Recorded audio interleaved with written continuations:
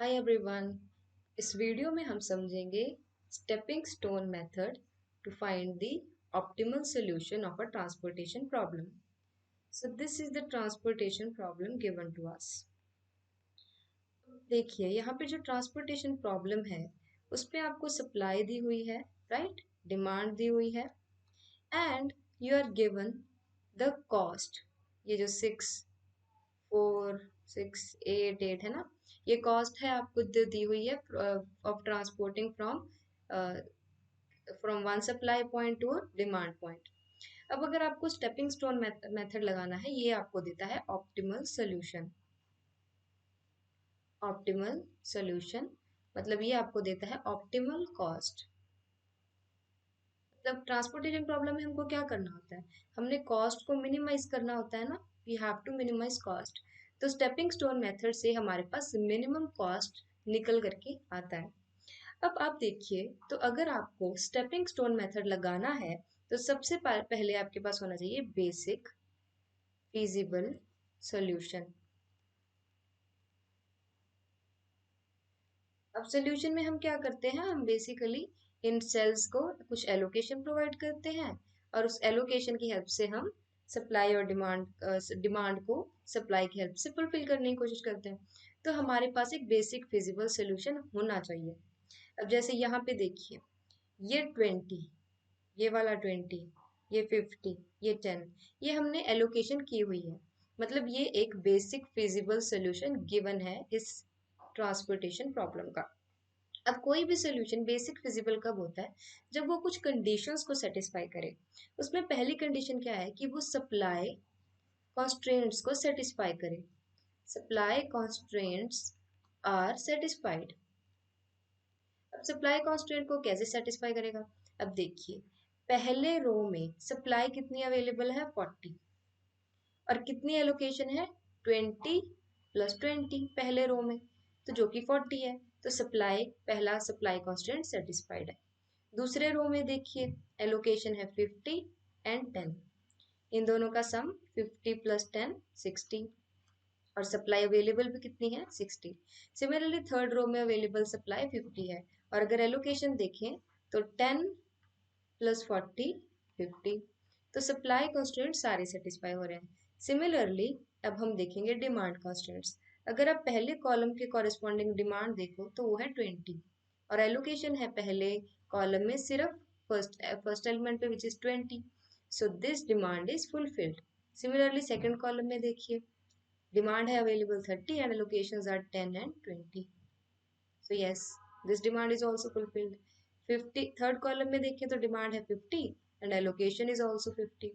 Fourth column में देखें demand है 50 and allocations are 10 plus 40 which is 50. So supply constraints are satisfied and demand constraints are also satisfied. ये ए है, ठीक है, ए स्टेप है। और दूसरा स्टेप जो बेसिक फिजिबल सोल्यूशन के लिए हमें चाहिए, वो हमें चाहिए कि आपके जो एलोकेशन है वो exactly M plus N minus one allocation होनी चाहिए। अब यहाँ पे एम और एन क्या है, जो नंबर ऑफ एलोकेशंस हैं, number of allocations that must be equal to m plus n minus 1, where m is the number of rows, n is the number of columns. अब देखिए यहाँ पे नंबर ऑफ रोज कितने हैं, 1 2 3, एंड नंबर ऑफ कॉलम्स है 4, minus 1 कितना है, 6। Number of allocation 6 है, sorry, m plus n minus 1 की वैल्यू 6 है। और अगर नंबर ऑफ एलोकेशन काउंट करें तो 20 20 50 10 एंड 40, तो कितनी एलोकेशन हो गई, 2 plus 2 4, 4 plus 2 6, 6। So exactly equal है। मतलब नंबर ऑफ एलोकेशंस कितनी है, m प्लस n माइनस 1। अब ने ये हर एक एलोकेशन क्या होनी चाहिए, नॉन जीरो। अब देखिए जीरो या ग्रेटर जीरो, अब ये देखिए एलोकेशन पॉजिटिव ही है, सो ये भी सेटिस्फाई है। अब अगर थर्ड पॉइंट है, थर्ड पॉइंट देखना है कि ये एलोकेशन कोई लूप ना बनाए। मतलब अगर हम लूप का क्या मतलब है, जैसे हमने सपोज यहाँ पे कोई एलोकेशन थी सपोज, तो हमने यहाँ से स्टार्ट किया, यहाँ से मुड़े, यहाँ पे आए, और अब यहाँ से 10 पे गए, और ये देखिए एक स्क्वायर बन गया एलोकेशंस को यूज करके, इसको बोलते हैं लूप। ये नहीं बनना चाहिए बेसिक फिजिबल सोल्यूशन में, ठीक है। सो ये यहाँ पे देखिए, अगर हम यहाँ तो कोई एलोकेशन है तो बेसिकली लूप फॉर्मेशन नहीं हो रहा है। So these are the things for the basic feasible solution. तो ऑप्टिमल सोल्यूशन के लिए आपको सबसे पहला स्टेप जो चेक करना है कि आपके पास बेसिक फिजिबल सोल्यूशन होना चाहिए। So this is the step number 1 of using the stepping stone method. Now we will see step number 2।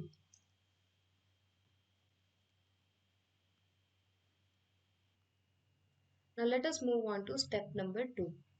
Step number 2 में आपको क्या करना है, check change in cost by allocating +1 in each cell separately. अब देखिए allocations हुई हुई है 20, 20, 50, 10, 10, 40 है ना। अब इन एलोकेशन, ये तो हुई हुई है एलोकेशन, ठीक है। जिन सेल्स में एलोकेशन नहीं हुई उनमें आपको 1 by 1 +1 एलोकेट करके देखना है कि चेंज इन कॉस्ट क्या आ रहा है, मतलब कॉस्ट बढ़ रहा है या कॉस्ट कम हो रहा है। तो सबसे पहले सपोज मैं इस सेल में एलोकेशन करती हूँ +1 की, मैंने इस सेल में +1 की एलोकेशन कर दी। अब देखिए नंबर ऑफ एलोकेशंस कितनी हो गई, नंबर ऑफ एलोकेशन इससे पहले नंबर ऑफ एलोकेशन थी 6, अब हो गई 7। अब ये 7 जो है वो m+n-1 विच इज 6 से बड़ा है, this is bigger than m+n-1। इस ये हमें इंडिकेट करता है, this indicates the there exist a loop. ये कहता है कि इसमें अब पक्का हमें कोई ना कोई लूप मिल जाएगा। लेट अस सी अब हमें लूप कैसे मिलेगा।